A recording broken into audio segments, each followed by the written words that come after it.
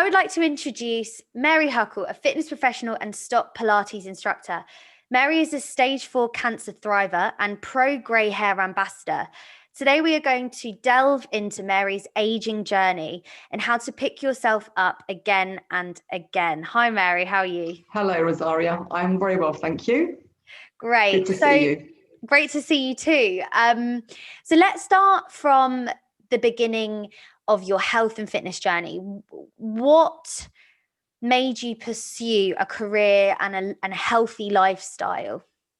Okay, so my passion for anything health and fitness related goes right back to like childhood.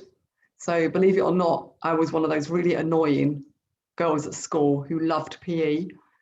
So I was never trying to get out of PE. If anything, I'd try and get into as many lessons as I could. And I was quite lucky because I had like a group of friends who also loved PE. And so we were in the school teams for, most of the sports. And our forte was netball. So that was my personal forte, goal shooter or goal attack. So yeah, so it's a bit weird, but yeah, it goes right back to childhood. And then I left school and I actually got into banking and finance when I left school at 18. So I pursued that career for a few years. And then I eventually trained to be a personal trainer in my late 30s. So it was all very, it was there. It was there all the way along. It was there, but I was waiting for the opportunity.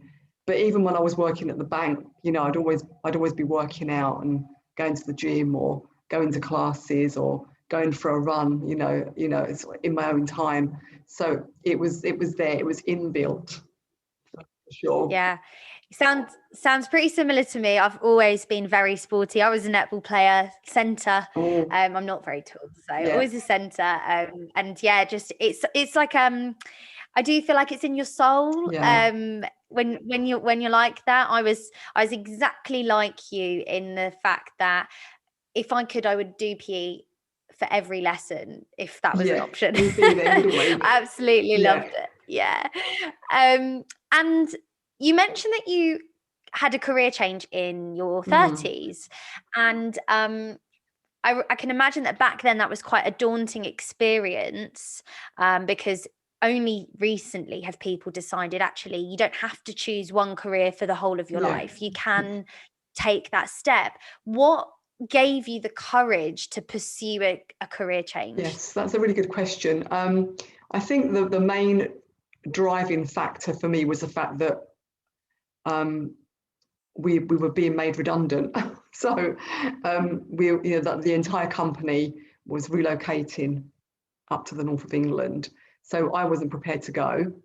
And I really, really wanted just to grab the opportunity. And although, we had 3 sort of like youngish children, my husband was very supportive. So after I'd explained what I wanted to do, he was like, let's go for it. So yeah, I mean, it was quite a brave decision to make when you've got 3 young kids, you've got a mortgage, you've got bills to pay. But my husband was very supportive, as I say. We got into a little bit of debt with me, retraining. And I went to the YMCA and did all the PT modules there. And, it's not like over a couple of weekends. It's like this, it goes on for months and months and months. And, a lot of the studying was done at the weekends and at night when the kids were in bed. So it was quite difficult as well, not just financially, but also, time-wise and motivation-wise. Yeah, I had to use matchsticks to keep me awake at night studying. Yeah, Mr. Bean kind of thing. It sounds like it was a really, really tough time for you. And I actually didn't know that you were doing this while you had 3 children. And that's very inspiring in itself to just take that step to actually sacrifice. Yes, I'm not going to be financially stable for a period of my life. And but you had the faith to know that it would pay off in the end, which is Yes. I think a lot of people get scared about. And part of what I'm trying to do with this podcast is inspire people, no matter what their age, whether they're 30, 60, 80, 100 years old, to take steps and take risks and do things that they've actually always wanted to do, or do something new. And just because you reach a certain age doesn't mean you have to give up, or, oh, that's it, I'm retired now, I'm just going to sit on the sofa all day and do absolutely nothing. So that's a great example of taking risks and trusting the process, and just really believing in yourself and kind of the universe to help you to pursue something that you've loved since you were a very young person, and then all the way to your 30s. So you had this career in personal training and fitness and health, and I know from personal experience, when you start off, it is tough. It is a savage industry to start in, but you look like you're thriving in the industry now, and you look like, from what I've seen, you're an expert in your field, and I would love to discuss Stott Pilates with you, because I know how important and effective Stott Pilates is. But for the people that don't know what that is, could you explain it and how you use it to help people with their health and well-being? Yeah, so basically, when I started my training, I did the exercise to music, which is always the first step, isn't it, that we take? And then I did the PT stuff, and I was, very much into the business, because I worked freelance. I worked in a gym basically for about 6 months, and I couldn't hack it, and I wanted to go and do my own thing. So then I just worked freelance.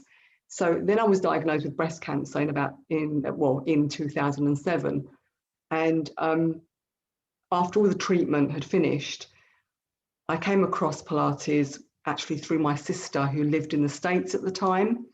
And she was sort of like going to classes quite frequently, and she changed her body shape. And I just sort of like, from what I was gathering from her, I just thought it would be a really good thing to do for me and my recovery from the breast cancer surgeries, from the treatments.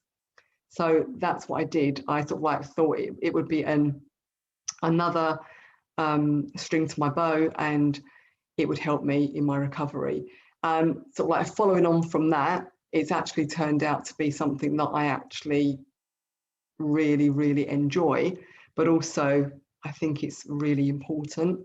And I wish that I'd done it, or I had Pilates under my belt when I'd done all the PT stuff, all the PT modules, because I learned so much more about the core and about the back and about, rehab and all that sort of stuff, just from doing the Pilates, the Stott Pilates course.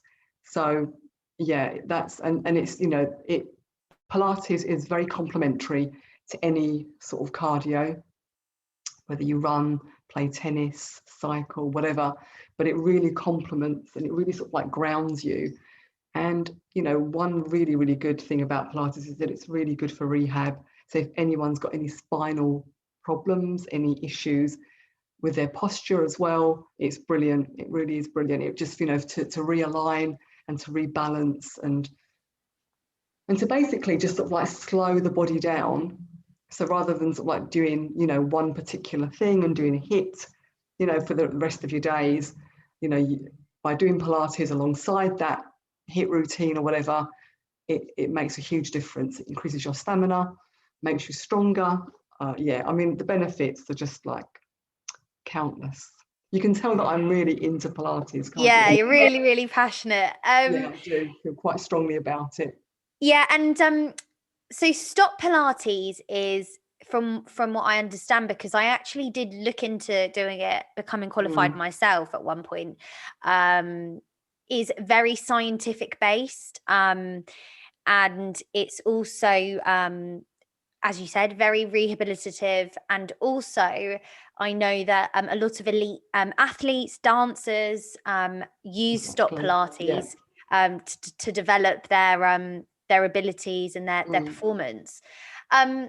So you mentioned that you were diagnosed with cancer. When did that happen, and can you share that journey with us, and what was going through your head through that time? Yes, I was diagnosed in August 2007 with primary breast cancer, and I basically went through, all the treatments, like the radical mastectomy. I had the chemotherapy for 6 months. Then I was on tamoxifen for 5 years, which is like a hormone blocker. Of course, somebody in my position, being a personal trainer, being very fit, very healthy, I was probably at my fittest when I was diagnosed. That's the irony of my story. And I just couldn't understand, why I was diagnosed with breast cancer. Wasn't overweight, as I say, very fit, very healthy, really into my business, training clients, like, 8 clients back to back on some days, teaching classes. I was doing circuits, and I was also teaching kids fitness in schools as well, doing pre and postnatal. So I had all these things going on, and I was diagnosed. And like I say, I had all the treatment. I actually stopped working whilst I was going through chemotherapy because I wanted to be there for my clients. And I knew that I couldn't really be there all the time. I was like having chemo every 3 weeks. I knew that there was a pattern to my side effects as well. So I didn't really feel that great for the first sort of like week, maybe perhaps 2 weeks in the cycle. And then I'd feel better in the third cycle. So, how could I run a personal training business, classes, kids fitness in schools? I didn't want to let my clients down, basically. So I didn't work for about 1.5 years, it was gutting for me. It was like, but that was my focus. That was my focus, to get back to work, to have, minimal surgery, hence why I didn't have the reconstruction. I just wanted to get back to some sort of normality. And, I wanted to rebuild my business, which is what I had to do once it was all over. And doing the Stott Pilates thing with the YMCA was part of that rebuilding. But even during chemotherapy, I tried to keep as fit as possible.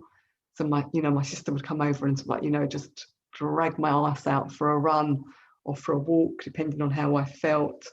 I'd go to classes as well if I felt, well enough, strong enough to do that. Couldn't always finish a class, but hey, it doesn't matter, because I just felt really good about even just going and just doing maybe half a class. And yeah, so it was really tough and it was really hard, and giving up the business was difficult. But like I say, it was my focus, and it was one of the driving factors for me to get well again. And then I was basically cancer free for about 7 years. And I really thought that having breast cancer was just a glitch in my life, and it would never, like a one-time thing. Yeah, exactly. It would never darken my doorstep again. And it's sort of like, it's only later on in life that I realised that 30% of women and men, well, not maybe men as many men, but 30% of women do go on to get re-diagnosed with secondary breast cancer. So that's what happened to me in 2014. Again, it was a real shock, but this time I was determined not to give up my business. So although I had lots of surgeries, after the diagnosis, and lots of different treatments, again, I had to deal with, I just worked around all of those, and I just kept my business going. And yeah, I do feel a responsibility to my clients, and I've always been very grateful for their loyalty to me as well. So yeah. You talk about your business and your clients a lot, and I think that's very admirable. But how do you feel, and how was that process of being that fit person, being the healthy one in the group, and being you almost, and when I know what it's like feeling like that, you feel invincible, and to be diagnosed with cancer, and you just feel like, oh, what have I done wrong? What could I have done better? Why me, kind of thing. I've followed every instruction by the book. I've listened to the science. I know that I need to move every day. I know that I'm healthy. I need to eat well. I know, and you do it as a job. So you've embodied that healthy lifestyle, and still you've been diagnosed with a health condition. And then the second time it happens, and I can only imagine how strong and what's the word? Determined you are to get through. And they're the words that kind of come out to me when you talk about your experience, because I almost think about it like, if that was me, I don't think I would be able to accept that. I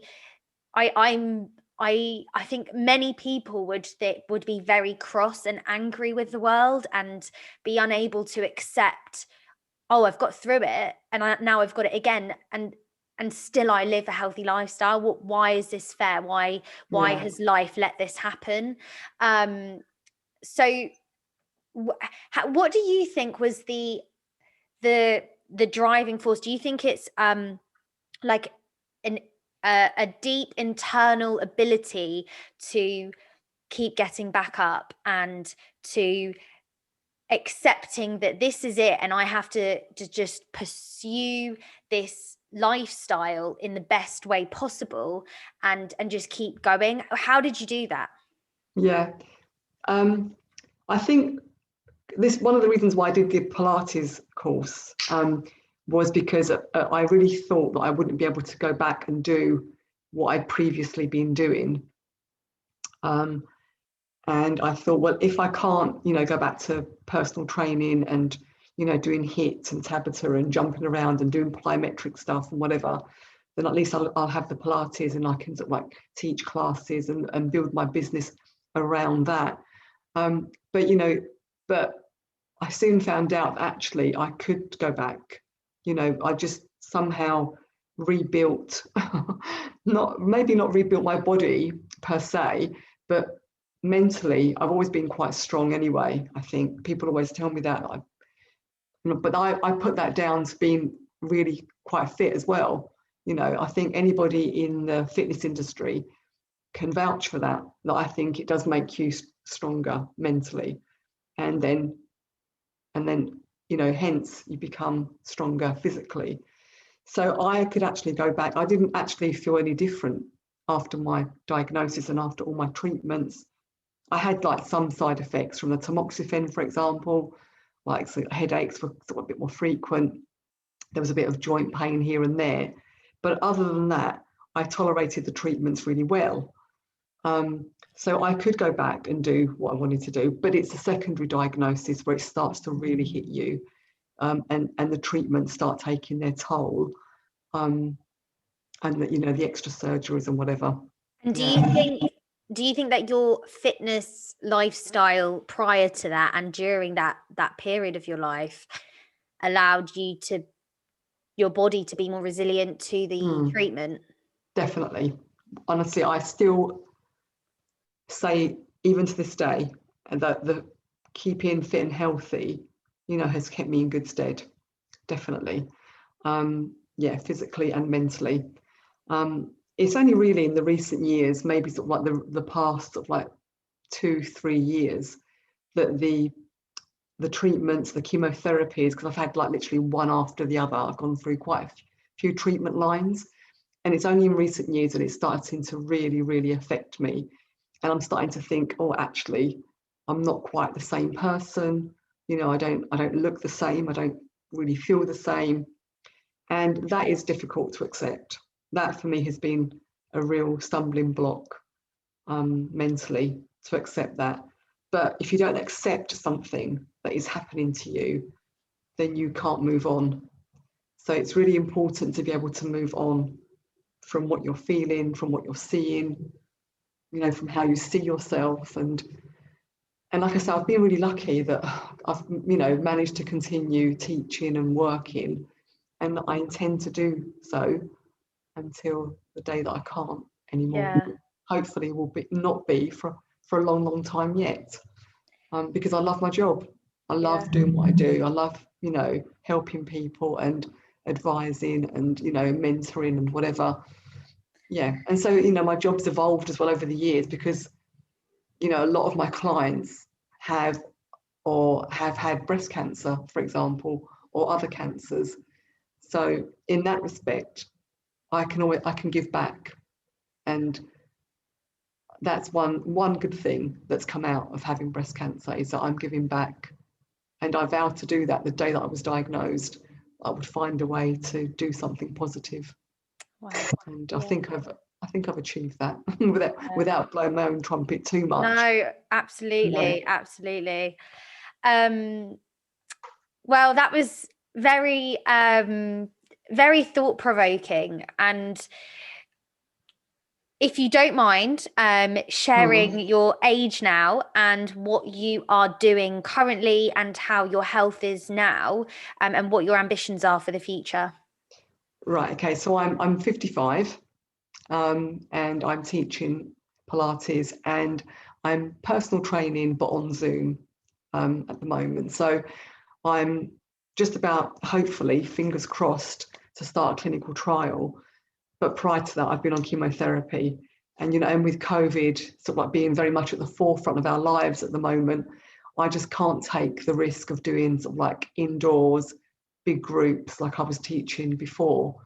So I've had to sort of like step away from that, but the good thing is that on Zoom online, I've got my original clients, I've got lots of them that have stuck with me. And then I've got lots of new clients, some are even abroad that join my classes. So for me, I'm happy with that setup at the moment. And when I feel like it's safe enough for me to sort of like go out and maybe teach group classes again indoors, then I will do so. But I'm hoping to start my fitness in the park as well, because I've been teaching that for a few years. So it's obviously outdoors, it's in my local park, and that's always been quite popular. So I'm hopefully going to start teaching that when the weather perks up a little bit, because it's still a bit too wet. Yeah, and a bit cold. It's still a bit cold as well. I know, it's just so frustrating because, usually I would have started those classes by now. Yeah. Yeah, so that's hopefully in the pipeline as well. Amazing.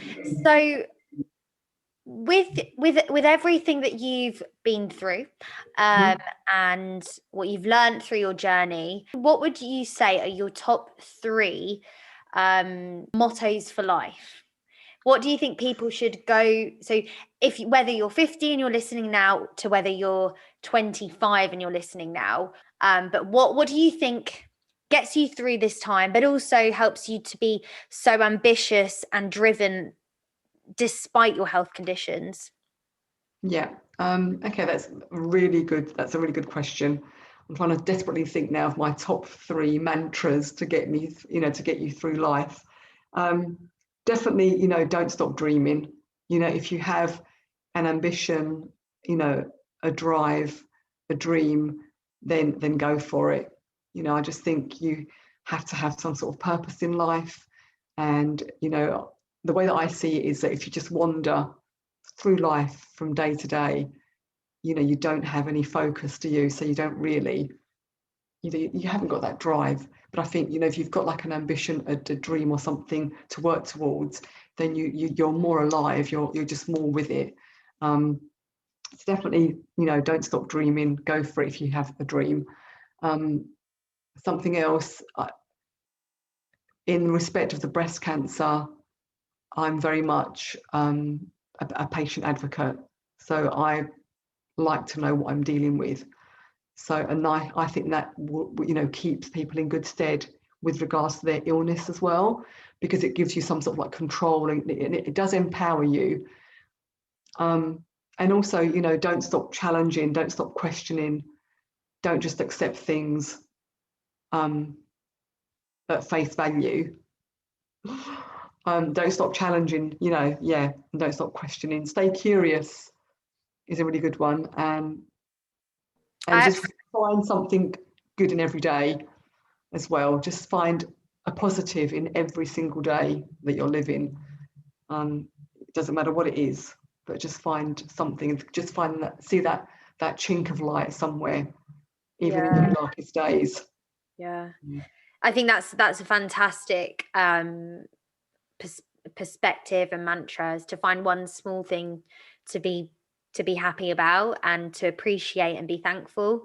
Because I think, especially coming from someone who's gone through so much, and there are lots of us, and I think we take things for granted, and we don't appreciate, like, it's like when you're in a low moment and you're having a really hard time, and of course absolutely everybody has their own levels and of what they can cope with. But and you've got that saying of, there are people starving, or there are people that have terminal illnesses, and I'm here crying about something very, very insignificant. And just having that idea of, actually, all I need to do is focus in those times of feeling low and lonely and upset and feeling that lack of purpose in life sometimes, is to find one happy thing. And I do think that that's a really powerful way of getting you through the tough times. Yeah. So thank you so much for joining on today's. Oh, that's okay. It's my pleasure. Thank you for asking me. Yeah, no, really, really inspiring. I nearly had a tear at one point. Bless you. Just the way that you described your journey, and it was just very, very eye-opening and inspirational. So if any of our listeners want to work with you, or want to chat to you, what is the best way for them to get in touch with you? Yeah, so you'll find me on Instagram a lot. So lots of clients or would-be clients, just direct message me. I'm very simply just Mary Huckle. I can be found quite easily. I do have a website, breakthroughfitness.co.uk, and I am on Facebook as well as Mary Huckle. So yeah, I mean, even go onto the website, you'll find all my social media handles on there. I am on Twitter as Mary Huckle. So it's like, I use my name quite a lot rather than my business name. But my business name is Breakthrough Fitness. Yeah. If anybody wants to follow I think you are your brand as well. So I think the fact that you use your name is people connect with that a bit more than a brand, a very generalized brand name. And I think that is the power of what you do, because people are buying into you and your story and your inspiration. And they could look at any other personal training business, but when they find Mary Huckle, who's gone through all of this, who has exceptional knowledge in her field, who is so ambitious and so inspiring, and has that get up and again attitude, I think that's why people connect with you and they want to work with you. So thank you so much for being here with me today. Thanks, Rosaria.